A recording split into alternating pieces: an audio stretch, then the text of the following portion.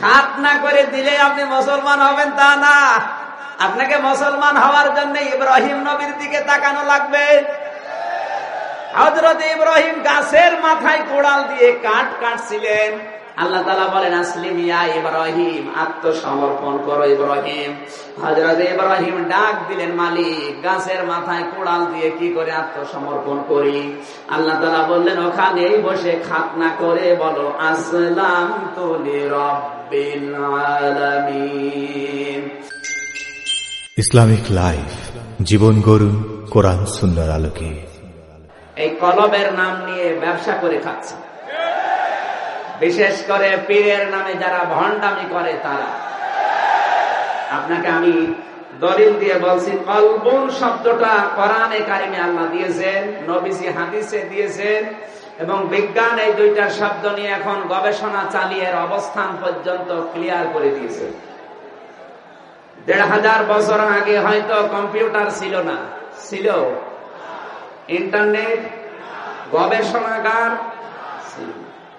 এখন কোরআনের এই শব্দগুলো নিয়ে প্রত্যেকেই যারা একটু চিন্তাশীল মানুষ গবেষণা চালিয়ে দেখছে, অনেকেই ভ্রান্ত ধারণা ছড়িয়েছে।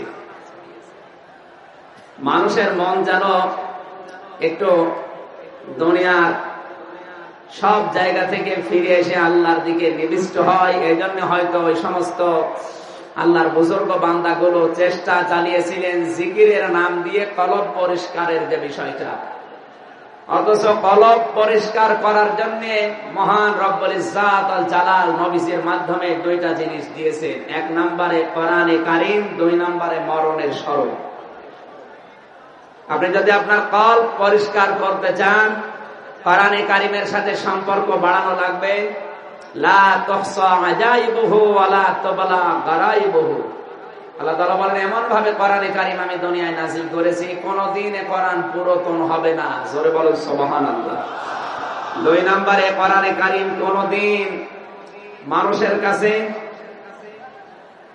এর আশ্চর্যকারিতা শেষ হবে না। দিন যত যাবে এর আশ্চর্যকারিতা তত বাড়তে থাকবে। সানুরিহিম আয়াতিনা ফিল আফাকি ওয়া ফি আনফুসিহিম হাত্তা ইয়াতাবাজ্জানা লাহুমুল হক। সূরা হামিম সেজদাতে আল্লাহ জানিয়েছেন অতি শীঘ্রই মানুষের শরীরে এবং দিগন্তে যেগুলো ছড়িয়ে আছে সভ্যতার বিকাশ যত হবে, আমি আল্লাহ এগুলো কোরআন থেকে মানুষকে জানাবো। আমার এই কোরআন যে সত্য, মানুষ যেন কোরআনের এই তথ্য প্রমাণ পেয়ে বিশ্বাস করতে বাধ্য হয়। জোরে বলেন আল্লাহু আকবার। এখানে ১৫০০ বছর আগে যেগুলো আবিষ্কার হয়নি, এখন সেগুলো হচ্ছে। এর সামনে আরো উন্নত যুগ যখন আসবে, তখন কোরআনের আরো গোপন বিষয়গুলো প্রকাশ পাবে ইনশাআল্লাহ। তাই বলে যারা ১২০০ বছর ১৩০০ বছর আগে তাফসীর লিখেছিলেন তারা ভুল লিখেছেন, বিষয়টা এমন না। তাদের জামানা হিসাবে ওটা ঠিক ছিল, আপনি ওইগুলো এখন রেফারেন্স হিসাবে পড়তে পারেন। কিন্তু এখন কোরআনে কারীম সভ্যতার বিকাশ হচ্ছে, যুগের গানের আলোকে বাস্তবতার নিরিখে বুঝতে হলে আপনাকে কোরআন অবশ্যই বাস্তবের সাথে মিলিয়ে গবেষণা করা লাগবে। কথা বলেন।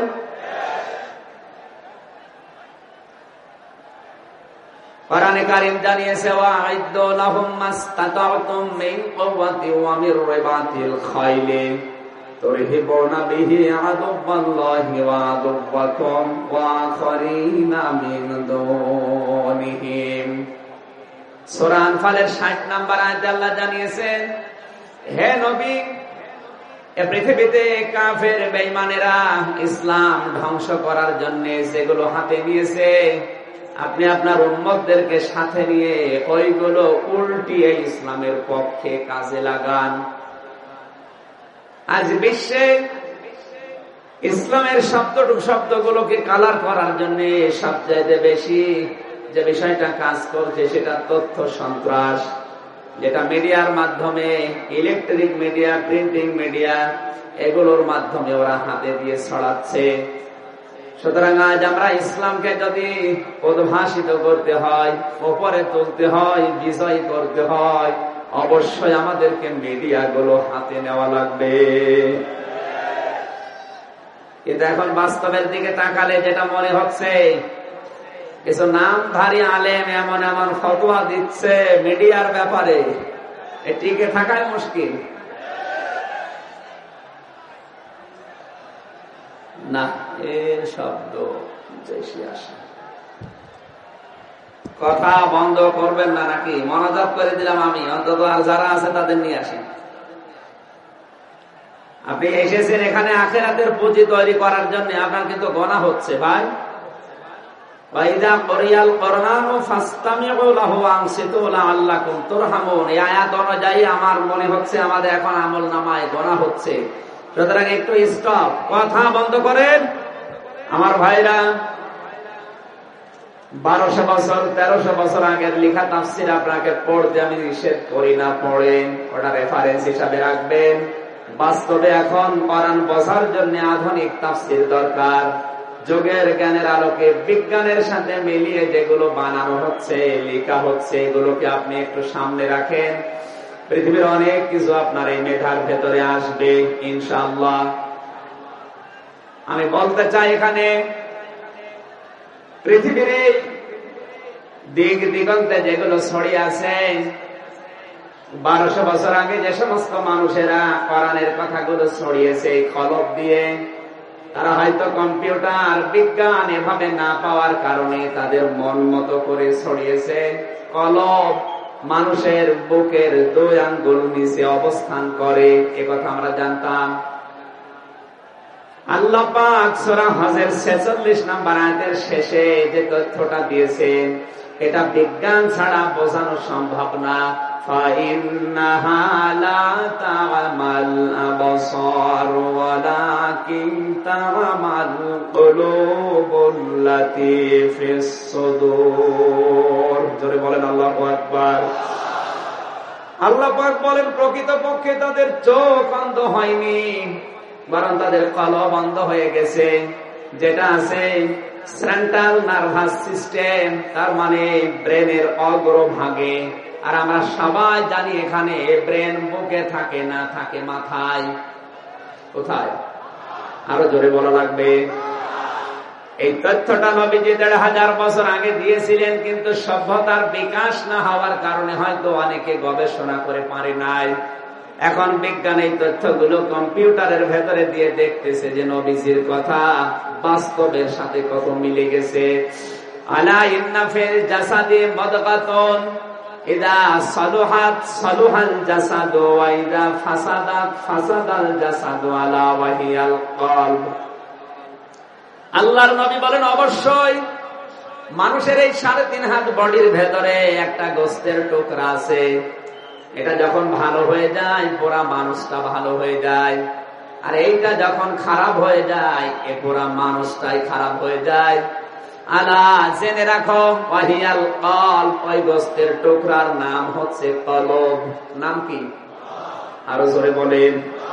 এবার আপনার শব্দের দিকে খেয়াল করেন।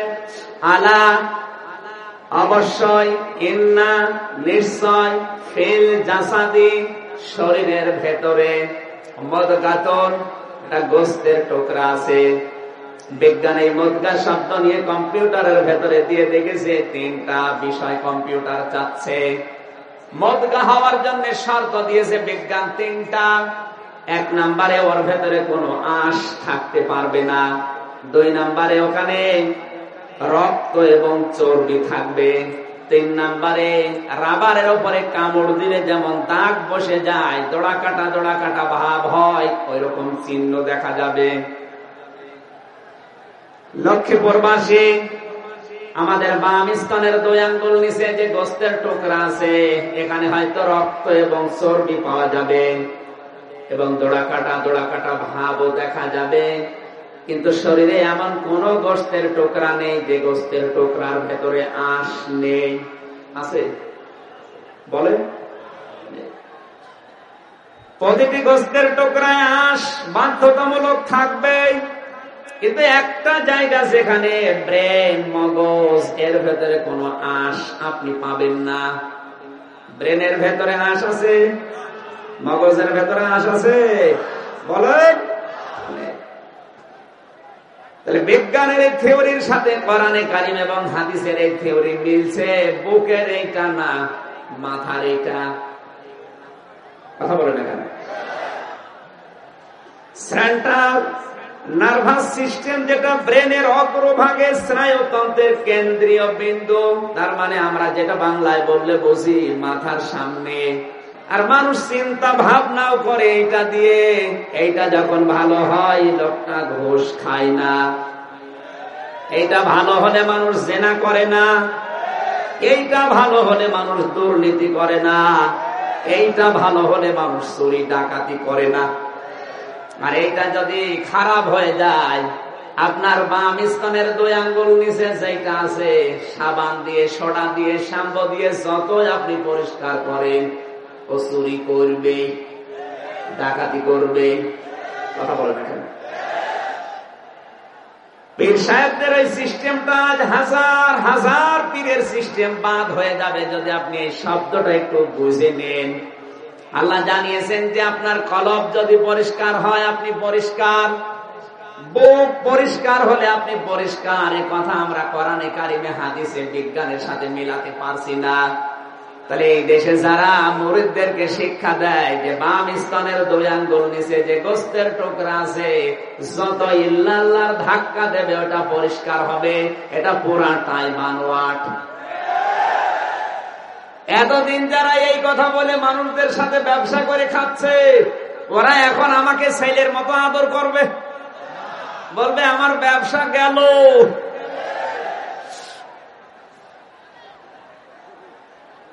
এইটা যদি আপনি এখানে না থাকে, এতে ধাক্কা দিয়ে করবেন কি, ও মুখ ব্যথা হবে। আপনার পরিষ্কার করা দরকার এইটা না, এইটা আরো জোরে। আর এইটা সবচাইতে বেশি পরিষ্কার হয় মরণের স্মরণে আর কোরআনে কারিমের তেলাওয়াতে। যে যত বেশি কোরআন বুঝবে, পড়বে, আমল করবে, তার এই ব্রেন তত পরিষ্কার হবে। আপনার কাছে কি মনে হয় কোরআন পড়লে বুক পরিষ্কার হয়? কথা বলছেন না কেন? তাহলে আয়াতের কথা ছিল ইন্না ফি যালিকা লাযিকরা লিমান কানা লাহু কলবুন। অবশ্যই এতে শিক্ষণীয় বিষয় আছে, জিকির আছে, উপদেশ আছে। কাদের জন্য? লিমান কানা লাহু কলবুন, যে লোকটার কলব আছে। কি আছে? আমাদের তো কলব নেই। কলব আছে, আমাদের চিন্তা গেল কোথায়? কলবের কাজ তো চিন্তা ভাবনা করা।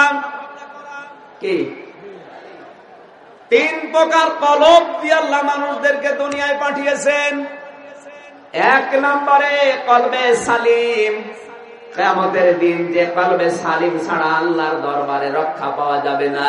ইয়াউমা লা ইয়ানফাউ মালু ওয়ালা বানুনা ইল্লা মান আতাল্লাহা বিকলবিন সালিম। চিৎকার করে বলেন আল্লাহু আকবার।